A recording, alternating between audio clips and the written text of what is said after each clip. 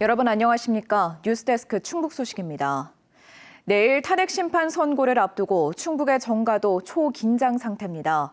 탄핵 찬반으로 나뉘어 극렬하게 대립했던 지역의 여야, 지금은 숨죽이며 결과만 기다리고 있는데요.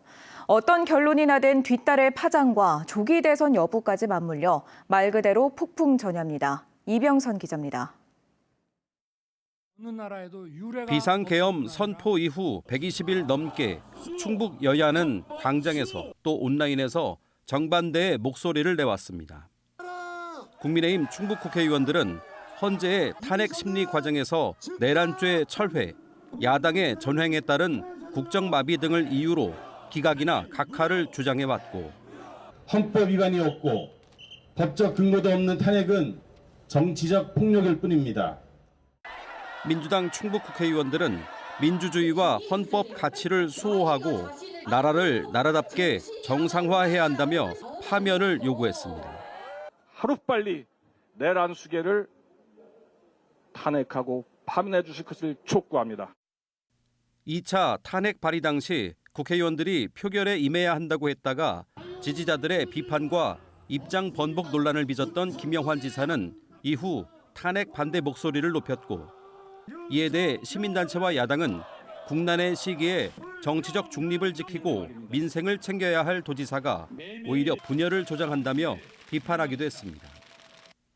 이 모든 일의 종착지를 목전에 둔 지금, 헌재 이후가 더 걱정이라는 말이 나오는 건 정치권이 승복하고 갈등을 극복할 리더십을 발휘할 수 있을까라는 의문 때문입니다. 힘들어하시는 우리 도민들을 시장, 군수, 도지사가 잘 어루만지고 통합에 적극적으로 힘을 모아야 합니다. 정파를 떠나서 위기를 극복하는 지혜가 절실할 때입니다. 전국 혼란에 대한 반성을 토대로 갈라진 민심을 통합하는 데 지역 정치권이 앞장서야 한다는 주문입니다.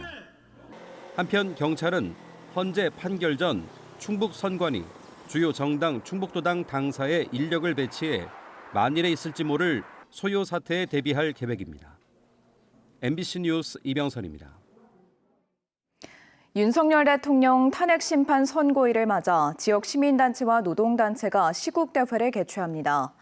충북 비상시국회의는 내일 오전 11시 충북도청 서문 앞에서 생중계를 함께 시청한 뒤 기자회견을 갖고 저녁 6시 반부터는 충북도민 시국대회를 개최할 예정입니다. 반면 대통령 탄핵 기각을 요구하는 충북 범보수 시민단체 연합은 예정됐던 생중계 시청을 취소하고 오후 2시 충북도청 정문 앞에서 기자회견을 개최하기로 했습니다. 경찰은 내일 가장 높은 단계의 비상근무 체제인 가보 비상을 발령하고 주요 관공서를 공격하거나 불법 행위 발생 시 모두 현행범으로 체포할 예정입니다. 세종과 충남 등 전국 9곳의 교육청이 내일 열리는 헌법재판소의 탄핵 선고 생중계 시청을 권고한 가운데 충북교육청은 학교장 재량이라고 밝혔습니다. 충북교육청은 학생들의 탄핵 선고 중계방송 시청 여부를 도교육청이 결정하지 않을 것이라며 학교장 또는 교사의 재량으로 결정할 수 있다고 설명했습니다.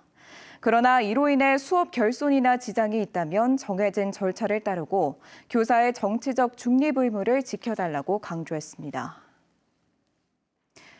충북대 의학과 학생들이 제적을 피해 전원 복학했지만 무늬만 복귀라는 지적이 나오고 있습니다.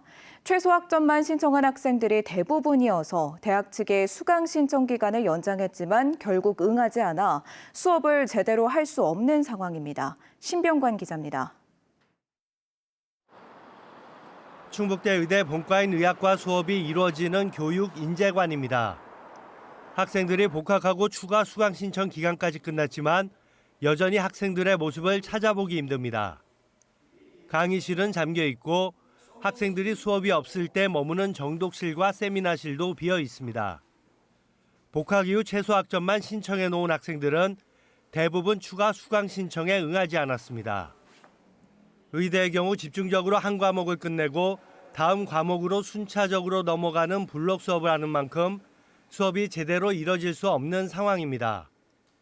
충북대 의대 병원 비상대책위원회 교수들은 학생들의 복귀 여건이 갖춰져 있지 않은데도 압박만 이뤄지고 있다고 주장했습니다.